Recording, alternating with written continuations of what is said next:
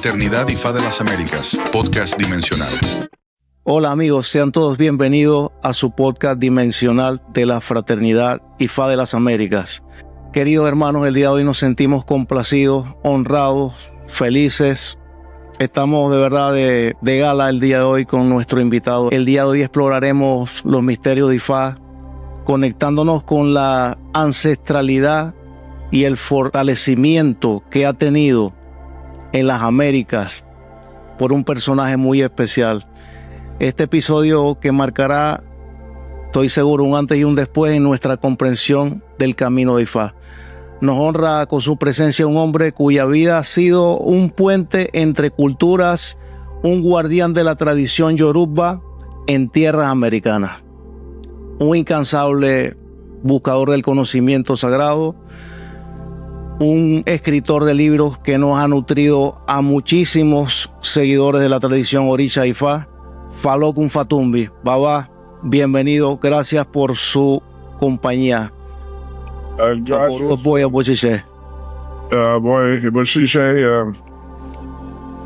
It's good to be here. I appreciate it. All right, so about 50 years ago now, I was a student of comparative religion at UC Santa Barbara, and I thought I had a pretty good understanding of world religions. But then about 40 years ago, I was introduced to an Orisha Bimbe in Oakland, California, and realized I didn't know anything at all about African spirituality.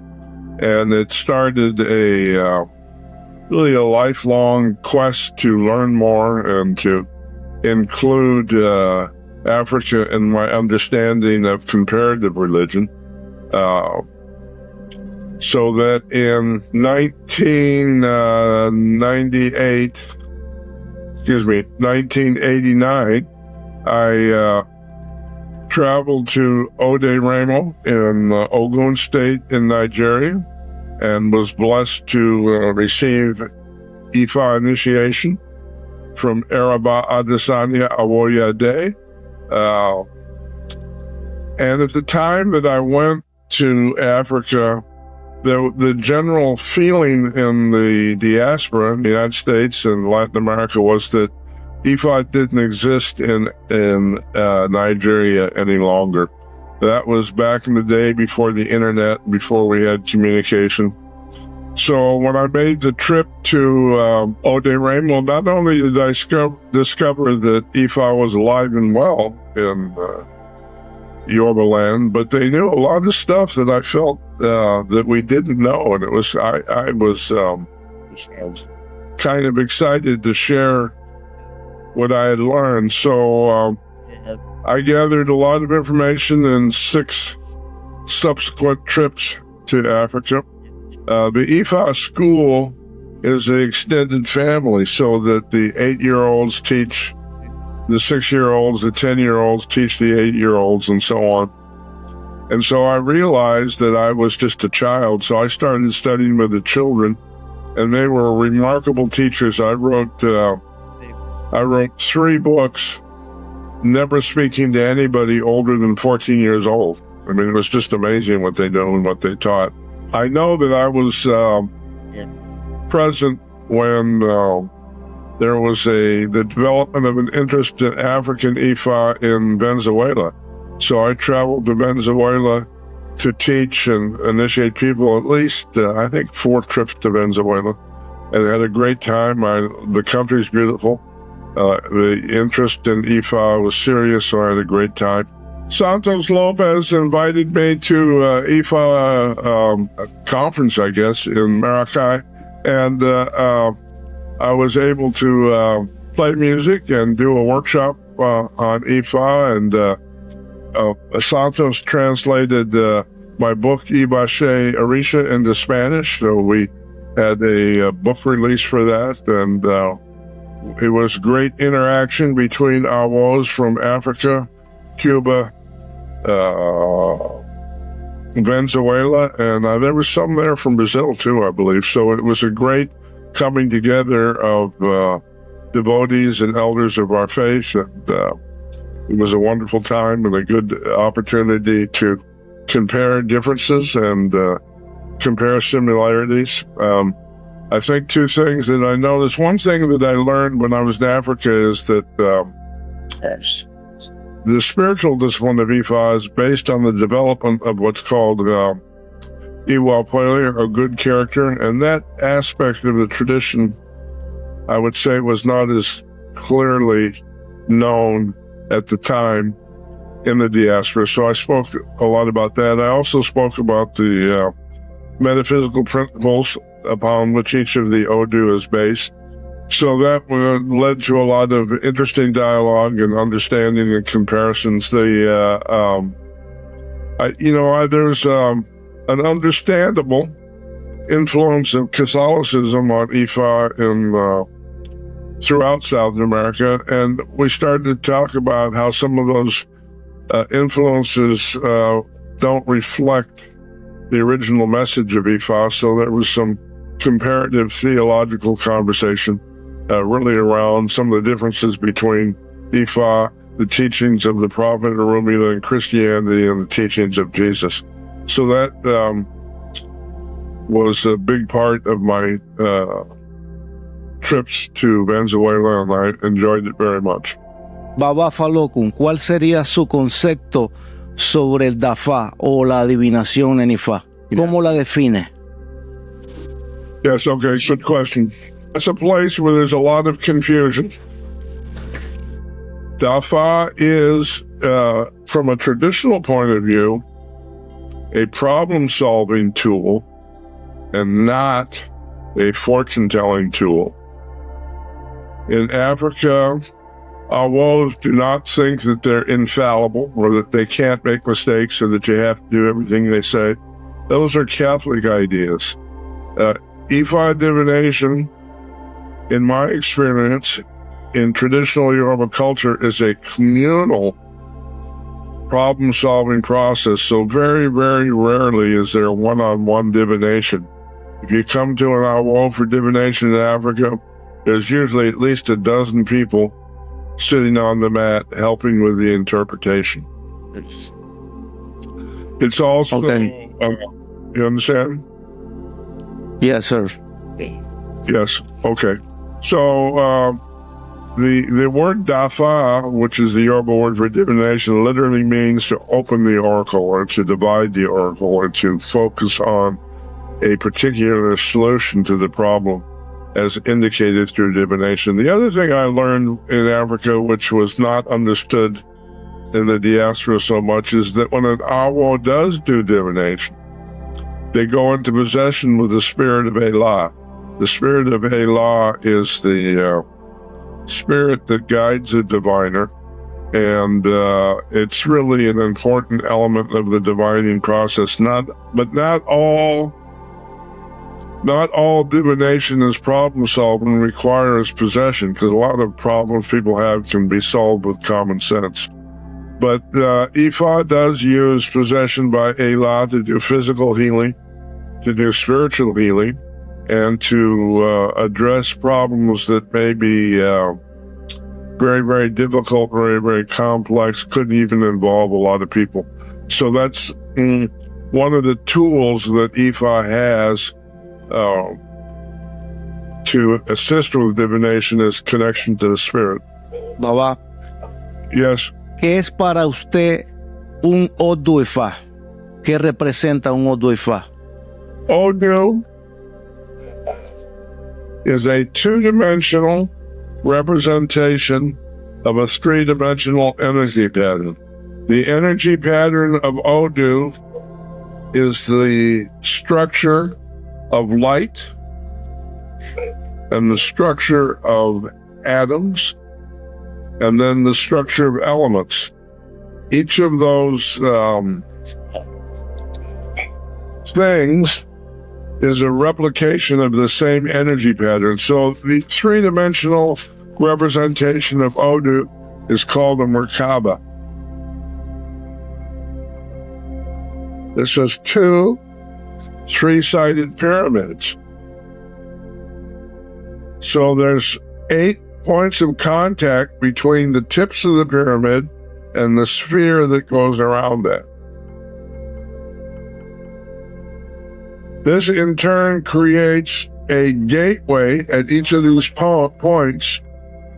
And so in Ifá, if the gate is open, we mark one mark on the tray. If the gate is closed, we mark two.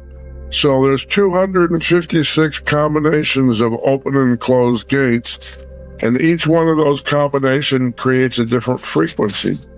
Frequency creates sound, sound creates color, color and sound connect to carry information, and when we go into older states of consciousness, it's the information stream carried by this energy pattern that we connect with in order to assist us in doing divination. Entendí bastante, pero eso es bien profundo. Baba, Sí.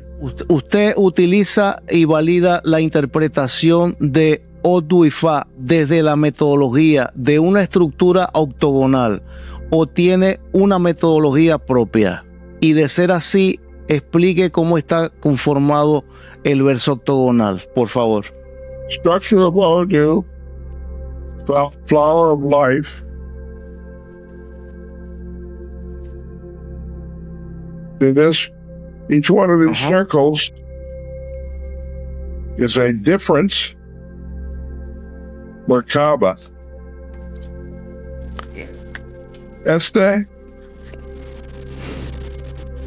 es aquí, aquí, aquí, aquí, aquí, aquí. ¿Entiende? So the Odus link together in a pattern called the flower of life. The flower of life. So traditional Ifá poetry has a specific structure. The first part of the Odu is the name of the diviner.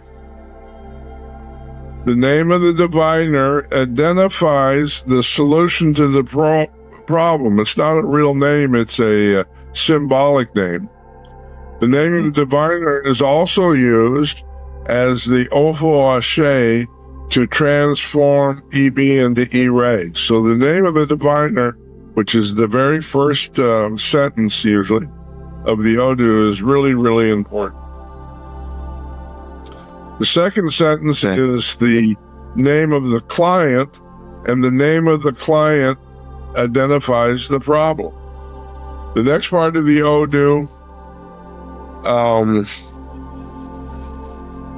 describes the problem, provides a solution, and then states whether or not client did the above and the consequence of their decision.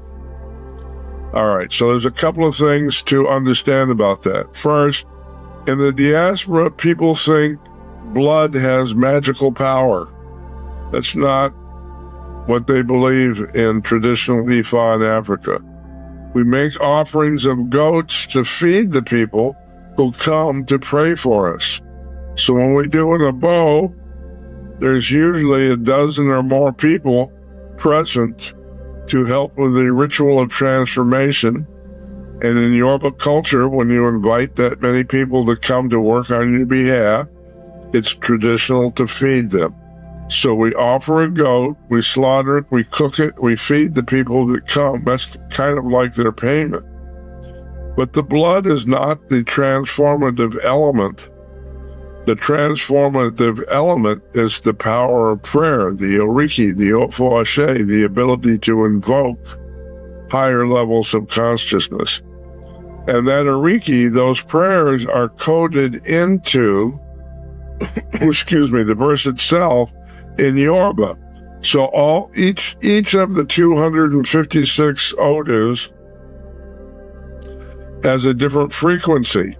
So it's the expression of that frequency that causes the solution to the problem. And that in traditional Ifá, you learn Odu by marking the Odu on your tray, having the elder sing the oriki, and then you ingest it, so you internalize the correct pitch for saying the oriki. It's really an amazing process, but if it's not understood, it's easy to miss the real power of what Ifá is able to do. The first principle of divination is don't ask what you already know. So, if, for example, if somebody comes to me and says, should I go back to school to get a better job? And Ifá says yes. And the person responds by saying, oh, that's wonderful. I'm going to sign up for school tomorrow. I knew that that would be a good thing. Thank you. That's automatically E-Ray because the client understands the solution and wants to engage in the solution. But if you have the same question and then the client starts saying, oh, I can't go back to school. I need a babysitter. I can't afford it. I'll have to move. I'm going to get a different car. Makes all these excuses. Then they're in EB. Now, you can throw to confirm the EB, but to me, the EB is always extremely obvious and doesn't really require much divination. So when you see that the client is in resistance, then the question becomes, what spiritual forces will guide that person to elevate their consciousness so that they can engage in the solution to the problem?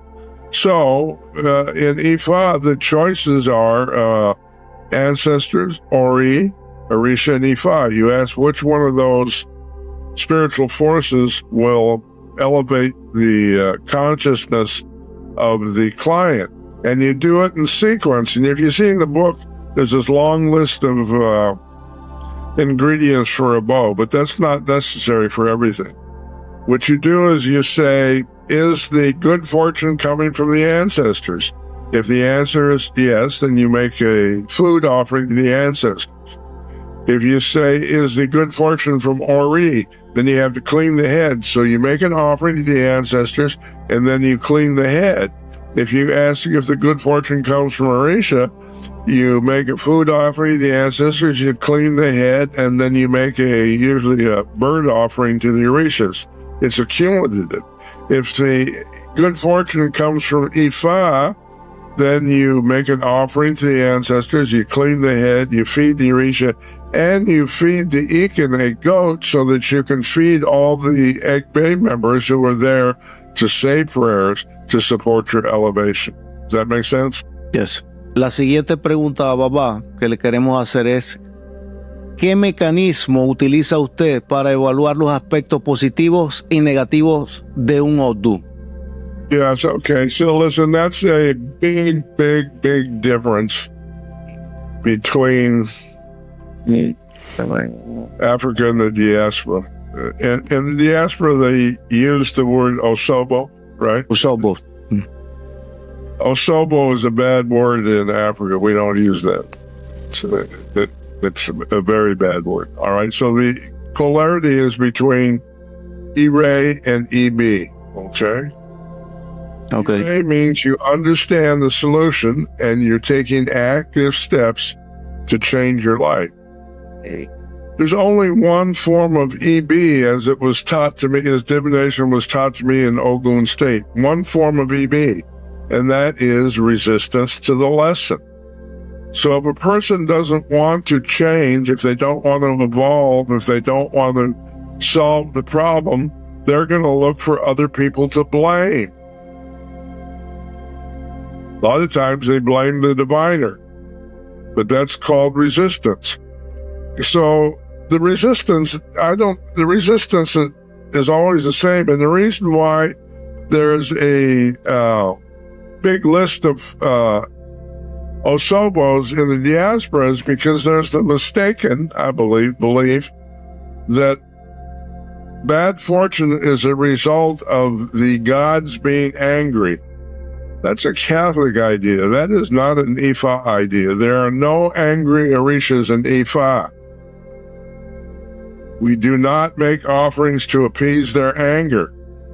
We believe that we're good and blessed people. We believe that the gods support us. Our job is to attune to them so that we can use their ashe to expand our understanding of the situation we belong to. I'll give you my I'm going to say something very, very controversial now, but I've spent 40 years as a linguist, and I believe that the Yoruba language was deliberately mistranslated into English using Catholic concepts instead of Ifá concepts. The word Ebo does not mean sacrifice. I'm going to say that again. The word Ebo does not mean sacrifice. Okay, one more time. The word Ebo does not mean sacrifice. The word Ebo means offering. There's a big difference. The word offering has a connotation. You understand connotation? In other words, synonym. Offering means more than just giving spirit something. The issue of offering includes the alchemical process of merging with spirit to transform your inner spirit. That's the meaning of the word Ebo. And you can't transform your inner spirit unless you understand the problem, unless you stop blaming others for the problem, and unless you act in good character. So Ifá spiritual discipline is based on the idea, and let me say it clearly, is based on the idea of never blame anybody for anything, ever. There is no exception at all, ever. Ifá teaches take responsibility for your life. Now, when I say don't blame other people, I'm not saying that people can't be racist, sexist, homophobic, evil, negative, violent. I'm not saying that. I'm saying you have the ability to relate to those things in a way in which you don't have to internalize problems. I'm saying you have the power to work around negativity. You have the power to transcend negativity. You have the ability to solve problems, but you will never be effective in solving problems as long as you stay stuck in the idea if it's someone else's fault. Let me give an example. Protection against hexing always comes from Ori, always. And I will tell you why. Hexing is based on human jealousy.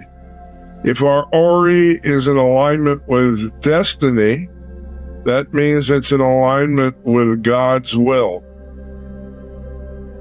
In the battle between God's will and human jealousy, God's will wins every time. So the only way you can be hexed is if you allow yourself to be hexed by thinking somebody has the power to mess up your life. The way you protect yourself is to hold the sanctity and elevation of your own consciousness, and to know in your heart and your soul that no human thought can affect you in a bad way. I'm hexed almost every day by people, and I always deal with it by ignoring it, and I don't feel like it's affected me in any way. I know that's a controversial point of view. And, sometimes we ask the ancestors and Ogun for Esa es una realidad que vivimos en Occidente a diario, y sobre todo con la mentalidad de los países del Caribe, tú sabes cómo son. Right. It's the expression of the Christian idea that the devil made me do it. In Ifá, instead of saying the devil made me do it, we have a thing we call the creation of Elenini. If a person wants to blame their problems on being hexed, they can create an Elenini, which is a self-generated demon that has no existence outside the imagination of the person who's creating it. And so that Elenini, no matter what you do with an Elenini, if the person wants to blame someone else, every time you do something, the person will make the Elenini stronger and have it come back and tell you that you don't know what you're doing and that you can't help them. They'll go on and on and on and on to justify their inability and their refusal to solve their own problems. With your permission, I would like to speak a little bit about the spiritual discipline of Awo Falokun. It is taboo for an Awo to offer an opinion without being asked. I'm going to say that again. It's taboo for an Awo to offer an opinion without being asked. If you're at a ceremony and an Awo comes to you and says, "Oh, you have evil ancestors for $90, I'll give you a cleaning," that statement is taboo. If you didn't ask for the advice and somebody gives it to you, you have the permission of Ifá to ignore that advice completely, and you also would be wise to not believe it, because anybody who doesn't understand the discipline of Ifá, who's calling themselves an Ifá priest, is not somebody that you need to be wasting time listening to. Ok, entendido. The second rule is make no judgments. That means it's taboo to say, "Tu ocha no está correcto." We never, ever, ever say that. I have never said that once in 40 years. And here's why. And you don't do divination to see if it was done correct? No, that's taboo too. Here is why. You can have the best initiation ever done in the history of life on Earth, and if you ignore your orishas, and if you don't study, and if you don't act with good character, that perfect initiation was a total waste of time.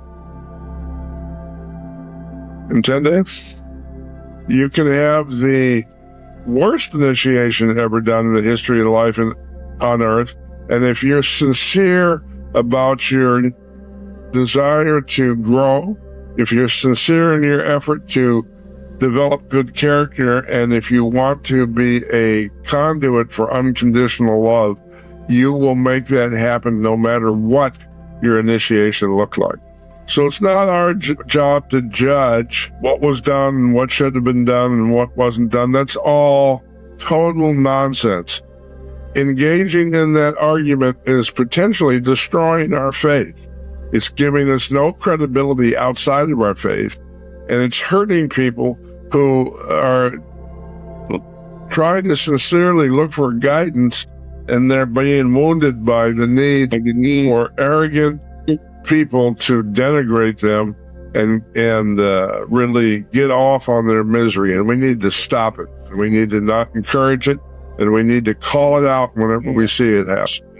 Baba, ¿cuáles son los pasos para llegar a tener un Iwakpele? Don't offer an opinion unless you're asked. Step 2, make no judgments. Step 3, take nothing personally. You never, as an Awo, you never, ever, ever say the words, "You disrespected me." Complaining about disrespect is taboo. Ifá teaches that if you respect yourself and somebody doesn't respect you, that's their problem, not your problem. And to make an issue of it is to make a judgment. The argument over disrespect is used to start wars, is used to start gang fights. It's used to denigrate people and judge them for life. It's used to make people feel bad and to upset people. You know, in Western culture, everybody feels if they're disrespected, they have to address it and attack it. And no, you don't. You can ignore it. That's what Ifá teaches. The issue of not taking anything personally. People will blame you if they don't like what your divination says. People will blame you if they haven't healed their own inner wounds, you know? I like to say, if you don't respect me, don't expect me. But we're not going to have an argument about it at all, ever. No tiene nada fácil. So, next rule. Ifá says, speak with integrity. Ifá also says, speak with a heavy tongue. Here's what that means. Not everybody needs to know your business. But if a person has a right to know, you have an obligation to be honest. Okay. So, for example, if you're married and your wife asks you, do you have a girlfriend? You have an obligation to be honest. If your neighbor asks you the same question, it's none of their business. You can make that distinction. So this is this is more of a cultural rule, but it's part of the whole Ifá discipline. It's taboo to ask an elder the question, how are you doing? How your elder's doing is none of your business, number one. And number two, if your elder has a problem, who are you to think that you can fix it? Every elder has an elder. And if your elder doesn't call you Baba, or if your elder doesn't come to you with a problem, or if your elder doesn't ask for an opinion, then your only question is, what can I do to be of help? So this taboo has created a great confusion about how to greet an elder. So when you say the words Aburu, Aboye, those words mean I lift my burden from the earth and offer them to you. So the elder will respond by saying, Aboye aboshishe, meaning I take your burden and elevate it to heaven. If you greet an elder by saying Aburu Aboye aboshishe, what you're saying is, I lift my burden, I present it to you, but I don't need your blessing because I'm blessing myself. And if you do that to an African elder, they're just going to shake their heads and say, "El no entiende Yoruba, que lastimo." Pero, if you greet an African elder correctly, they will think, he understands the language. I can take this person seriously. Quisiera comentarle, Baba, que en la diáspora afrocubana, Iború, Iboya y Bocheche son utilizados en las historias para nombrar a tres mujeres en determinados odufá. Aburu, the negativity. Aboye, from the illusion. Ebo aye, the offering from the earth. Ebo, right? The Ebo, the offering, aye, earth. Aboshishe, the offering of power. No es esposa aquí. Sorry. Su explicación está claro. But I can say from experience, if you want African elders to take you seriously, make an effort to speak the language accurately. Entendido. So I'm going to tell you a story about why that's important, I believe, completely. When I wrote my first book, I wanted to describe a ritual called Ifá Ya Ballet. Ifá Ya Ballet. Yes, the wisdom of the mothers and fathers of the earth. The Yoruba English Dictionary translates Ifá Ya Ballet as, quote, I'm quoting, this is word for word the translation, the ascension of our Lord and Master Jesus Christ to sit at the right hand of God our Father. I've written 16 books retranslating Yoruba words and have found them to be deeply metaphysical and deeply meaningful and not necessarily what they're commonly translated and understood to mean. Baba Falokun, los nombres de los Odu Ifá son relevantes en su contenido y funciones, según su punto de vista. Absolutely. Yes. Okay, so let me give you an example. Ogbe is from the Elysian O Egbe, meaning the spirit of all consciousness and creation. It means connection with our higher self.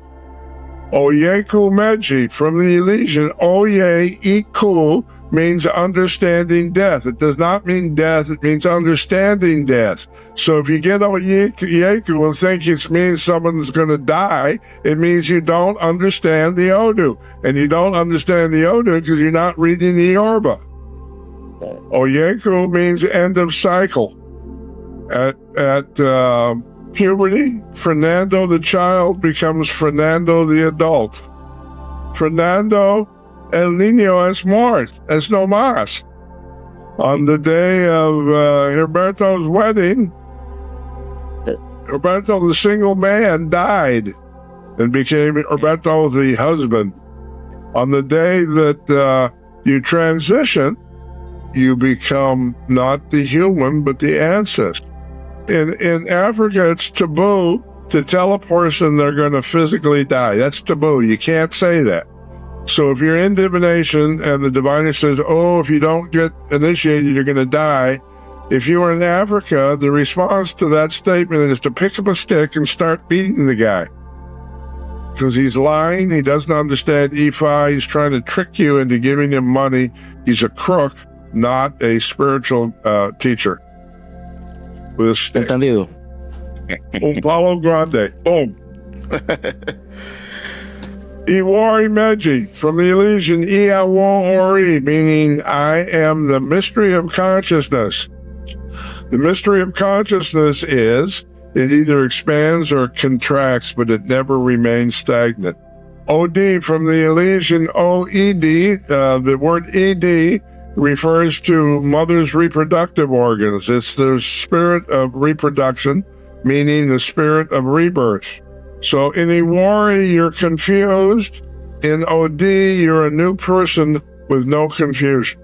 So those four Odus and all the other Odus is the cycle of life, death, transformation, and rebirth.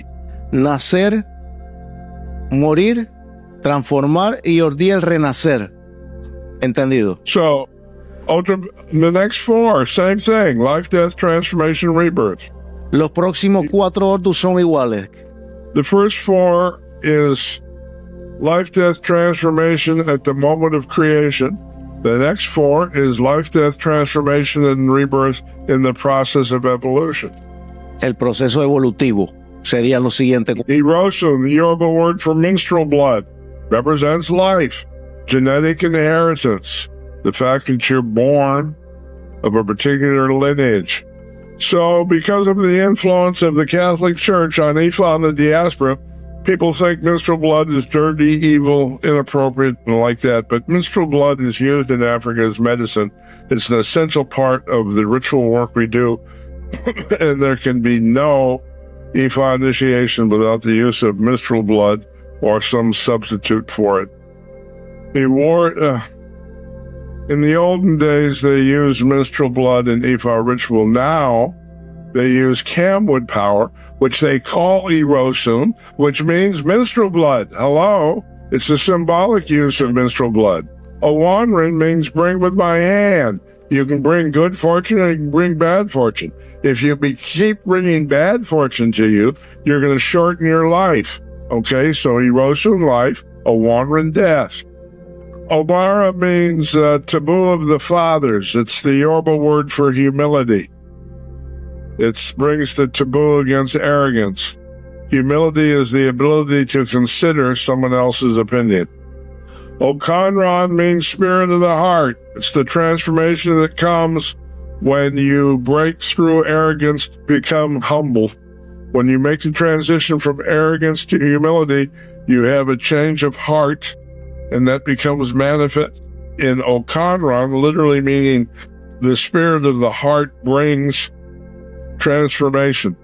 First eight Odu, represents the descent of Ashe from heaven to earth. The next eight Odu represents the ascent of Ashe from earth to heaven. Ifá says, Ile Ife Orunwa, Ile Ife Aye, meaning unconditional love from heaven comes to earth.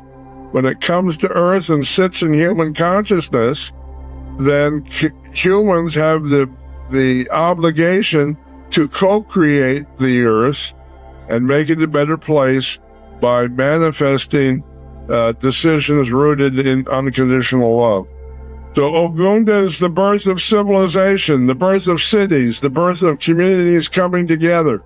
Osa is the destruction of cities, hurricanes, tornadoes, fires, war, natural disaster. But that is not necessarily bad. Oya is the death of poverty, the death of war, the death of confusion, the death of ignorance, the death of conflict, the death of poverty, and so on. Okay, Ika is after Oya comes and destroys a city, we assess the damage. We figure out what needs to be fixed. All right, so if a city is destroyed, we don't fix it, it becomes ripe for infectious disease. The infectious disease in Oturapan, we want to avoid infectious disease by developing immunity. Oturapan means the spirit of coolness comes to our big toe. It's a reference to possession by the ancestors and asking them for guidance to rebuild that which has been destroyed. Last four is the birth of spiritual discipline. Otura, mystic vision. Irite, spiritual discipline. Oshe, the ability to have your prayers heard in heaven. Ofon, your prayers are answered. So when you throw the Opwele or the Ikin, the Odu to the right is what has already manifested. The Odu to the left is what's potential. So depending on the circumstance, you either make offerings to bring that potential to you or to block it and keep it away from you. That's the art of divination. That's how we figure out what the Odus mean. They're all rooted in the metaphysical principles. If you just read the verse, you'll never understand the Odu at all, ever. Okay, every Odu has 7 levels of manifestation. So every Odu has 7 levels of interpretation, and every Ifá symbol has 7 levels of interpretation depending on context. First level is personal. So when the Odu says Ifá takes a wife, it doesn't mean having sex with your client. It means right brain, left brain integration. The next level is to fix problems between 2 people. Next level is to fix problems within your family. Next level is to fix problems in your community. Next level is to fix problems on Earth. And the last level is to understand Odu as ancient science, which explains how the world works. The symbolic language of Ifá is pure science, and it's a science that's more accurate than the physics that's taught in Western academia. And we are being deliberately lied to about what reality looks like, and we can get past those lies by truly understanding Ifá, okay? Quantum science teaches that everything in creation has consciousness. What science doesn't teach, which Ifá does, is that if everything has consciousness, that means we can communicate with everything in creation. Next, let's get together again and I'll explain Ifá science in detail. Lo tendremos seguro, Baba. Seguro que sí. Baba Falokun, ¿qué importancia tiene el uso de los refranes en la comunicación de Ifá para una comunidad o un individuo? Hago la aclaratoria que en el Ifá afrocubano los refranes están desde los inicios de las prácticas, insertados en los Odus de Ifá. Okay, the first answer is the Proverbs create taboo in that they tell us how not to act so that we don't create unnecessary problems for ourselves. The taboos come out of the metaphysical principle of the verse, right? For example, if you have a destiny to be a political leader, then you're going to have a taboo against using bad language. You need to look dignified. And so the Proverbs are going to say some story about what happens as a result of acting like an idiot. Deeply metaphysical scientific principles, and that's what we should say for next visit. But if you go to the bathroom and you're drinking water, eventually you're not going to be able to drink your water. Now that's a proverb, but it's also a principle of science. I think I answered that. Entendido. Baba Falokun, para usted, ¿el babalawo es adivino o es intérprete de Ifá? In traditional Ifá, we say there was only one Babalawo, and his name is Orunmila. I never say I'm a Babalawo, ever. I've never said it. You'll never hear me say it. If you go to Ode Rainbow and say I'm a Babalawo, everybody will laugh. No one who is initiated automatically becomes divine. No one. Which is why it's silly to argue over disrespect. Every initiate let me put it differently. Whatever problems you bring to initiation, after you're initiated, you're going to take those problems back with you. The only difference is you're going to have new tools to fix those problems. But as long as you breathe, as long as you have a pulse, as long as you're a human being, you're going to have problems, and you're going to be finite, not infinite. The notion of a deified priest is a Catholic idea that has nothing to do at all with the teachings of Orunmila. It's arrogance. It's a taboo in the Odu Obara Beji. It's nothing but problems. And people think that they get initiation, that all their problems are solved. Every idea they have is divinely inspired to the voice of God. Predicting is fortune telling. Ifá is never fortune telling. Never, ever. That's not what we do. If you tell somebody they're going to win the lottery, shame on you. That's not what we do.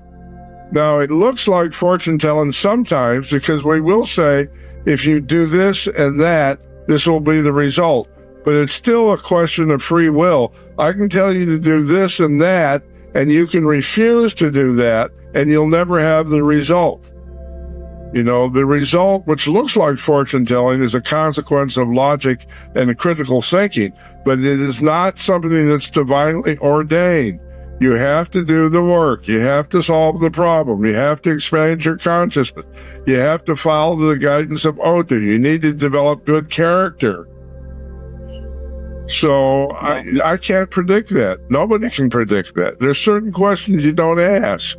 You don't say, will this happen? I don't know. But this is what you do to stay safe. You don't answer the question, is so-and-so my soulmate? I don't know. I don't care. That's a fortune-telling question. If you want to ask me how I can have a healthy relationship, I'll ask that question. I'll tell you what to do to make sure your relationship flourishes, but I'm not going to make the decision should you be in that relationship. And I'm not going to tell you if the relationship's going to work or not.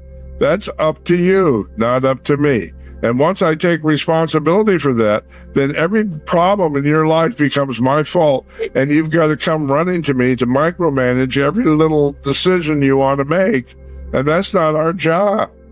My job is to teach you how to fish, not to fish for you.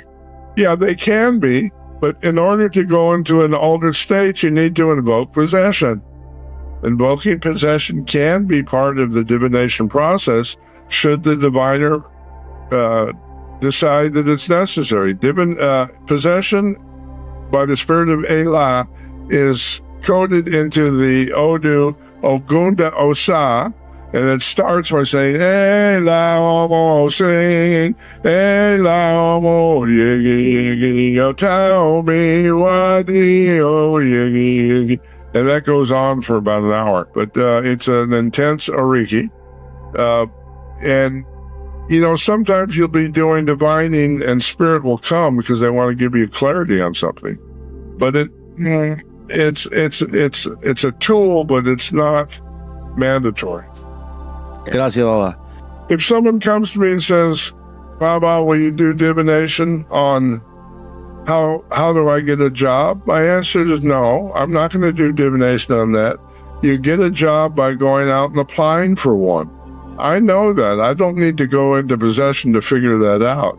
Most problems people come to you with can be solved through critical thinking and logic. And that's your first response always, is to look at it logically. And then if you can't figure it out, you go to altered states.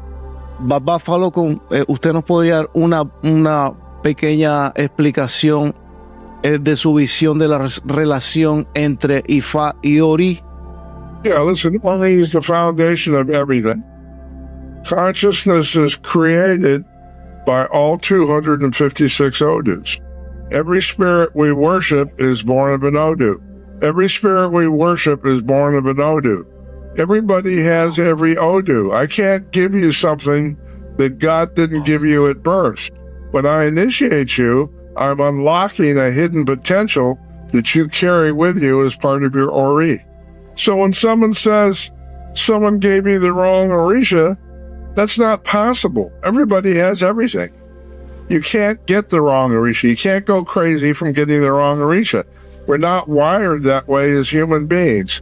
The way communication occurs is, the function of SU is this. The idea for the word to study in English is to study. In Spanish, it's to estudiar. That word lights up in a particular place in the brain and is rooted in a particular Odu. So language is just the cultural response we make to those brain stimuli that we're born with. They're the same for everybody. That's why, have you ever thought about the fact that Spirit speaks to you in the language that you understand? That's why. That's bizarre that Spirit would speak to you in Spanish or English or whatever. It's not speaking to you in those languages. It's triggering those frequencies, and you're interpreting those frequencies based on the language you learned growing up. Muy profundo eso, muy profundo eso. Baba Falokun, para cerrar este episodio, quisiera preguntarle, ¿cómo se ha transformado su concepto de Ifá a través de los años? ¿Qué empezó siendo Ifá para usted y qué es Ifá para usted hoy en día? It's a good question. If you study Ifá, you understand that every Odu that creates a problem creates the opposite Odu, which is the solution. So whenever you experience a problem in the street, the solution appears in the same moment. So when you see the problem and the solution in the same moment, life becomes very simple. No más preocupe. Entended? And so you can spend your life being creative, being loving, and enjoy the company of others. You and I can disagree about every single thing I've said tonight, and we can still be friends. So for me, Ifá has brought great challenges, but also great joy. And for that, I feel blessed. ¿Entendido? Let's say. Bueno, Baba Falokun, honor, que Olodumare y todos los ancestros lo bendigan, que le den mucha sabiduría y muchos años más para que siga aportando a la comunidad. Esperamos que se repita esta invitación en los próximos episodios que usted pueda compartir con nosotros. Sería un honor. Gracias. I would like to say, hopefully we can do this again. Gracias. Adupue, Baba. Gracias. Si quiere comunicar con Baba Falokun, puede escribir a mí en jasonaguila16@gmail.com. También por el mismo nombre y apellido en Facebook y Instagram también me puede encontrar y escribirme a mí. Y también en la página de Facebook que es Egbe Iwapuele, que va a estar en la descripción abajo.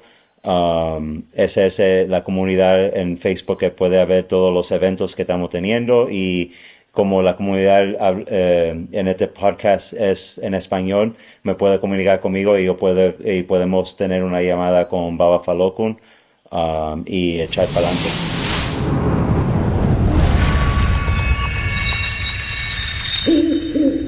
Fraternidad Ifá de las Américas, podcast dimensional.